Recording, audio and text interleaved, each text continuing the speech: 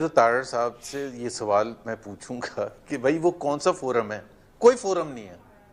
Let me be very blunt about it. अच्छा, कोई forum नहीं है जहां आपको इख्तलाफ राय आप करें और आपकी बात सुनी जाए। ये बिल्कुल कोई फोरम नहीं है। ये पब्लिक के लिए होता है। शहबाज शरीफ साहब भी बोलते हैं कि जी वो मिफ्ता इस्माइल को चाहिए था कि अंदर आके बात करते, या मोहम्मद स्पैर को चाहिए था कि अंदर आके बात करते। किधर आके बात करते? 50 लोगों से तो बात करने की कोशिश करते हैं। वो कोई फोरम नहीं है। नहीं तो वो एक ये कैसे पब्लिक को कोई फोरम बताने के नहीं लिए है? कि जी मुस्लिम लीग ये नून एक सियासी जमात है, उसकी सेंट्रल एग्जीक्यूटिव कमेटी है, शहबाज शरीफ उसके सदर हैं। आप उनसे बात नहीं कर सकते? आपका टेलीफोन नहीं अटेंड करते वो? नहीं नहीं, बिल्कुल सेंट्रल एग्जीक्यूटिव कमेटी में आपको तो एक तो बुलाते ही नहीं है। और ये मैं आज की बात नहीं कर रहा, आज से 3 साल पहले 4 साल पहले की बात कर रहा हूँ, जब ऑपोजिशन का वक्त था। तो शहबाज शरीफ साहब की मीटिंग में कोई अगेन आप कहेंगे जावेद लतीफ़ का नाम क्यों? जावेद लतीफ़ और मैंने और शायद परवेज़ रशीद साहब थे, उन्होंने इख्तलाफ किया और काफ़ी चीज़ों पे इख्तलाफ किया। तो वो आपको पता है 2 बयानिए थे और वो हम डिफरेंट साइड पर थे, वो डिफरेंट साइड पर थे। हम मुज़ामती बयानिए के साथ थे, वो मुफाहमती बयानिए की बात कर रहे थे। तो उसके बाद से उन्होंने बुलाना बंद कर दिया था। अच्छा, और ये जब पिछले कोई 1.5 साल में जब ये हुकूमत थी, पीटीएम की हुकूमत, तो मैंने तो बहुत कोशिश की थी। तो कोई चाहे वो सेक्रेटरी जनरल एहसन इकबाल हों, और ये जो शो कॉज नोटिस होता है, ये जो आपने जनरल बाजवा से मुलाकात की जिक्र किया था, वो मुलाकात मैंने उनके कहने पर की, जाहिर है टॉप लीडरशिप के कहने पर, और उसके बाद मुझे शो कॉज भी मिल गया। अच्छा। मैंने कहा भाई मैंने क्या किया? तो मुझे नवाज भी शो कॉज दे तो दिया नवाज कि शरीफ जी और आपने उस वक्त वोट नवाज शरीफ और मरीम नवाज इतने बेबस थे कि वो भी आपकी मदद नहीं कर सके, और आज भी नवाज शरीफ साहब बेबस हैं। आप उनको जाके भी ये इन राय का इजहार नहीं कर सकते। शोकत जारी होने का मतलब तो ये है कि शहबाज शरीफ साहब की चल रही है, नवाज शरीफ साहब की तो नहीं चल रही पार्टी में। जी बिल्कुल, ये आपने 100%। और मैं आपको इसके सारों सब चीज़ों का जो वो है ना बॉटम लाइन, मेरे से जब लोग पूछते हैं कि आपने, तो मैं ये कहता हूँ कि मैंने PMLN मियाँ नवाज शरीफ वाली ज्वाइन की थी। मियाँ शहबाज शरीफ वाली PMLN मैंने ज्वाइन नहीं की थी, क्योंकि बिल्कुल उनका फ़लसफ़ा, उनका तरीक़ेकार, उनके इकॉनमी को हैंडल करने का, foreign policy, India Pakistan relations, कोई एक चीज़ भी कॉमन नहीं है। और जब अपोजिशन का वक्त था, हम बैठ के दिफा तो करते थे कि नहीं एक ही बयानिया, बट एक बयानिया नहीं था, 2 बयानिए थे, बिल्कुल डिफरेंट 2 बयानिए थे। मियाँ शहबाज शरीफ ने कभी वो बयानिया अप्रूव नहीं किया था जो मियाँ नवाज शरीफ का बयानिया था, वोट को इज्जत दो, और जो सख्त तरीन मुज़ामती बयानिया था जो गुजरांवाला जलसे में सबसे पहले उन्होंने बयान किया और फिर उसको बार बार रिपीट किया, और जो मरियम नवाज लेके चली थी, तो that was never endorsed by Shehbaz Sharif, that was never ever endorsed by नहीं, जो शहबाज शरीफ। अपना मोहम्मद जुबैर साहब, आप तो जो बात कर रहे हैं उससे तो ये लगता है कि ये इस वक्त जो नवाज शरीफ साहब हैं वो सिर्फ आटे के थैले तक महदूद हो गए हैं, जिस पे उनकी तस्वीर नज़र आती हैं। पार्टी में तो अब उनका कोई अख्तियार, कोई रोल ही नहीं है। जबकि मरीम नवाज कह रही है कि नवाज शरीफ अभी भी रेलिवेंट है।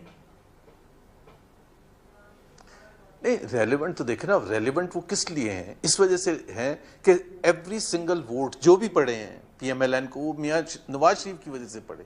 इसमें तो किसी को शक नहीं है। वो तो पड़ गए ना, तो उनको वापस लेके आए थे। लेकिन क्या वो हुक्मरान जमात जो है उसमें नवाज शरीफ साहब की अब कोई अहमियत रहेगी आपके ख्याल में?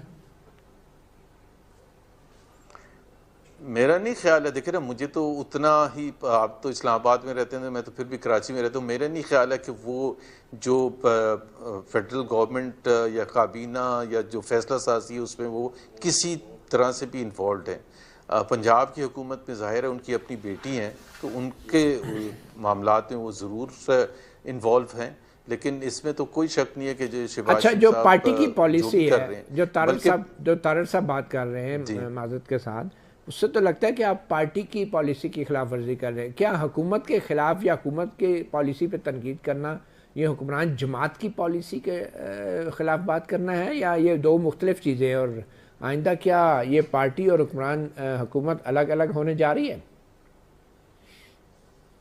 देखें मतलब एक चीज़ जो है पाकिस्तान में कि हम, जाहिर है हमारे यहाँ माहौल ऐसा रहा है कि हम डर डर के रहते हैं, और इवन अगर जो फ़ैसले होते हैं अदालती फ़ैसले, उस पर भी कमेंट करते हुए डरते हैं कि जी फलाना जज ना नाराज़ हो जाए या फलाने एस्टेब्लिशमेंट का कोई शख्स ना नाराज़ हो जाए या हुकूमती अहदेदार ना नाराज़ हो जाए या पार्टी अहदेदार ना नाराज़ हो जाए। तो अगर मुल्क इतना अच्छा चल रहा है तो फिर तो सब कुछ अच्छा होता है ना। इस वक्त तो कोई भी नहीं कह सकता कि मुल्क अच्छा है, चाहे वो मईशत के हवाले से, चाहे किसी हवाले से भी, गवर्नेंस के हवाले से, गुर्बत सबसे ज़्यादा, महंगाई सबसे ज़्यादा, बेरोज़गारी सबसे ज़्यादा, कर्जे सबसे ज़्यादा। तो अगर कोई पब्लिक में बोलेगा भी नहीं तो हम तो आपसे हिम्मत पकड़ते हैं। अगर देखे ना, आप इतनी हिम्मत करके जैसे आप बोलते हैं तो आप भी चुप करके बैठ जाएं तो सब ये समझेंगे ना कि पाकिस्तान में अदालती निज़ाम ज़बरदस्त है, यहाँ ज़बरदस्त फैसले होते हैं। तो अगर देखे ना, तनकीद कोई करता है तो उसका तनकीद का जवाब देना चाहिए कि ऐसा नहीं है, ऐसा है। तो आप शोकाज का जवाब तो देंगे ना। आप जावेद लतीफ़ साहब को ये शोकाज मिला है, ऑब्वियसली वो तो शोकाज का जवाब तो देंगे। अब मुझे ये तो जावेद लतीफ़ पर मुनसर है कि वो फाड़ के फेंक देंगे या जवाब देंगे। ये आप उन्हें मशवरा दे रहे हैं या आप तज्जिया कर रहे हैं? बट एनीवे, मैं ये जानना चाहूँगा, असल में कई चीज़ें होती। नहीं, मैं आपको बता देता हूँ, कई दफ़ा ऐसे होता है कि वो कहते हैं यार बात सुने, हम आपको शो कॉज दे रहे हैं, वो आप समझते हैं ना कुछ कागजी कार्रवाई पूरी करनी होती है, तो आप एक छोटा सा जवाब दे के भेज देना। हाँ, कोई ऐसा सीरियस मामला नहीं है। अच्छा, सीरियस मामला नहीं है, क्योंकि फिर जारी बात है फिर नवाज शरीफ साहब बीच में उनको आना पड़ेगा। और नवाज शरीफ साहब आ रहे हैं, फिर पार्टी की सदारत संभालने जा रहे हैं नवाज शरीफ साहब। नहीं, मेरा ख्याल है कि वो जो इनकी प्रेजेंट पोजीशन है उसी में खुश हैं। पार्टी की सदारत क्या पोजीशन है? तो क्या पोजीशन पार्टी है? और गवर्नमेंट के ओहदे अलग अलग होने चाहिए। इस वक्त तो जाहिर सी बात है वो अपनी बेटी के साथ है, थोड़ा बहुत जहाँ तक, वो भी बहुत लिमिटेड लेवल पर, उससे ज़्यादा मेरा नहीं ख्याल है कि देखिए नवाज शरीफ साहब की एक मैं आपको पॉजिटिव बात बता रहा हूँ। जब शाहिद खाकान अब्बासी की हुकूमत थी, वो प्राइम मिनिस्टर बने थे, उस वक्त तो वो उसी वक्त निकले थे और ज़्यादा इफेक्टिव भी थे। वो उस वक्त भी डे टू डे रनिंग में कभी इन्वॉल्व नहीं होते थे। शाहिद खाकान अब्बासी साहब खुद बताना चाहें तो वो और बात है, इन्वॉल्व करना चाहें, but he is not the person who likes to के इंटरफेयर के जी अभी ये क्यों फैसला हो गया। आपके ख्याल में पार्टी और हुकूमत को अलग अलग होना चाहिए? पार्टी का ओहदा नवाज शरीफ साहब को मिलना चाहिए? दुनिया भर में यही होता है। ठीक है, तो दुनिया भर में ये होता है। हमें वी शुड टेक, अमेरिका है, बरतानिया है, जर्मनी है, जो भी सक्सेसफुल डेमोक्रेसीज हैं, उसमें जैसे ही आप हुकूमत में आते हैं तो आप अपने पार्टी का ओहदा छोड़ देते हैं, बिकॉज पार्टी की तंजीम कंटिन्यू रहनी चाहिए। पार्टी कोई अलग चीज तो नहीं है। मगर फिर इस बात का भी तो इम्कान है कि राना सनाउल्लाह थे। जी राना सनाउल्लाह मैं कह रहा था, राना सनाउल्लाह है, पीडीएम की हुकूमत थी, वो पंजाब के भी प्रेसिडेंट थे। अब इलेक्शंस भी होने थे तो, और इंटीरियर मिनिस्टर भी साथ थे। अब हर शख्स तो मोहसिन नकवी नहीं होता कि दो तीन ओहदे भी ले ले और उसको वो इफेक्टिवली काम भी करते रहे। तो में तो जाहिर है अलग अलग ओहदे होने चाहिए। बिल्कुल, वैसे हर शख्स मोहसिन नकवी नहीं होता, उनको सपोर्ट भी तो आप कर रहे हैं ना। आपके सदर पार्टी के, उन्होंने उनको वजीर दाखिला बनाया, चेयरमैन क्रिकेट बोर्ड बनाया, तो फिर आप किस तरह कह रहे हैं हर शख्स मोहसिन नकवी नहीं होता? क्या मोहसिन नकवी साहब जो हैं शहबाज शरीफ साहब की मंजूरी से नहीं वजीर बने? सुना तो मैंने ये ऐसे ही है। अच्छा, सुना। तो आपके ख्याल में जो आपने सुना वो दुरुस्त है या हकीकत कुछ और है? 100% तो मैं यकीन के साथ नहीं कह सकता। देखें, वो पार्टी से उनका कोई ताल्लुक नहीं था।